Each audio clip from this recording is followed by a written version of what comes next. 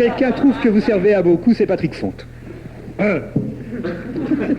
La caricature, mesdames, messieurs, consiste à accentuer le trait qui saute aux yeux tout de suite. Par exemple, si je savais dessiner le visage de Cabu, j'utiliserais un compas.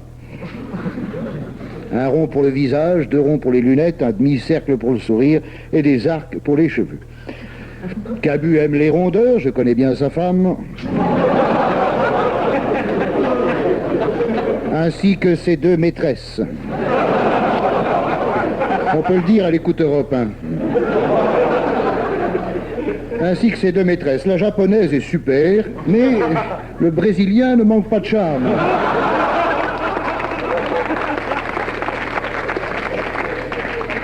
De toute façon, les 3 sont mieux que Dorothée, avec qui d'ailleurs tu n'as jamais eu de contact intime, car elle pète.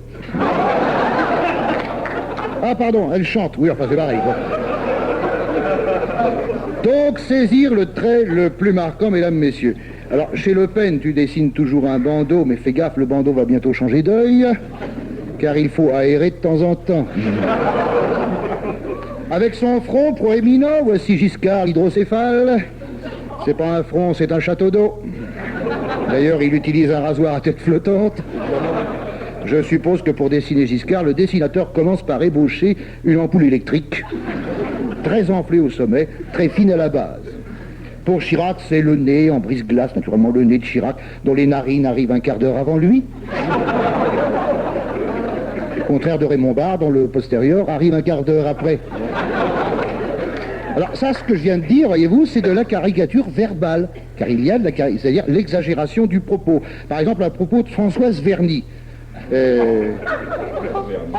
voyez, déjà ça les fait marrer, donc c'est pas la peine de caricaturer beaucoup déjà. Tu dis Françoise Verny, on la voit déjà. Alors Philippe Val, à ce propos, évoque un accordéon rouge sur un pneu de camion.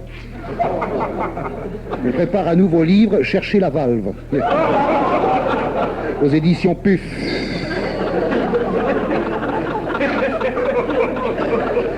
Tandis que Pascal Sevran se fait surnommer Clignancourt. Mitterrand était assez facile à caricaturer du temps qu'il ressemblait à une locomotive de Far West, avec 3 canines qui rendaient la monnaie. Avant l'avènement de la télévision et de toutes les catastrophes qu'elle a engendrées, le dessinateur devait dessiner un petit panneau avec le nom du personnage collé sur un cartable pour un ministre, sur une valise pour un chef d'État étranger, sur le front Pauline Renault. Là, cette pratique a disparu puisqu'on reconnaît tout le monde sur le dessin, c'est pourquoi Jacques Faisan continue. Non, je suis vache, c'est très dur de produire un dessin par jour, même si c'est drôle une fois par an. Je suis encore de mauvaise foi, c'est que je lis le Figaro une fois par an. Ben oui, on me le monte à l'hôtel avec le petit déjeuner. Impossible de dire à la serveuse, j'ai pas demandé ça. Envoyez-moi ça tout de suite, c'est contagieux. J'imagine ce qui se passerait si un jour au Carlton ou au Lutetia, le personnel apportait la grosse Bertha sur le plateau du petit-déj.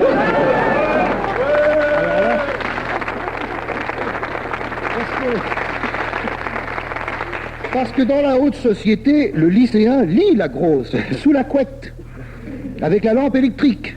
Comme moi quand j'avais 15 ans chez les frères des écoles chrétiennes, mais c'était Paris-Hollywood. Une des premières revues pornographiques où l'on ne voyait que des femmes et pas encore d'évêques. Maintenant, il en faut pour tous les goûts, puis il faut vendre, quitte à mettre un évêque dans un magazine de cul, mais je trouve ça très bien. Et tout sera parfait quand on mettra un cul dans un magazine d'évêques.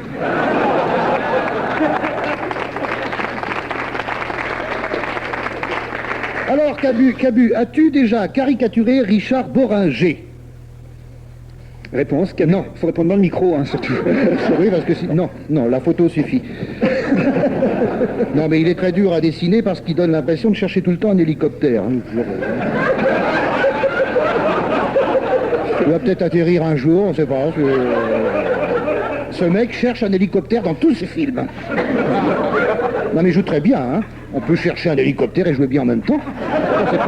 C'est pas incompatible. Je me suis surtout adressé à Cabu, excuse-moi Plantu, c'est que je ne lis pas beaucoup Le Monde, bien que ce soit très drôle.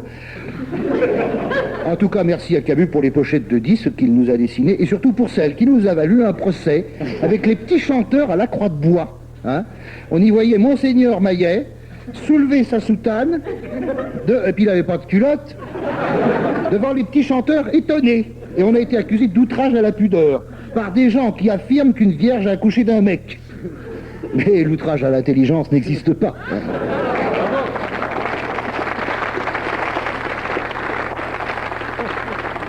Enfin, ça nous a coûté 1 million. Vous disiez tout à l'heure que vous ne servez pas à grand-chose. Si, parce que quand on rit, c'est essentiel. Merci.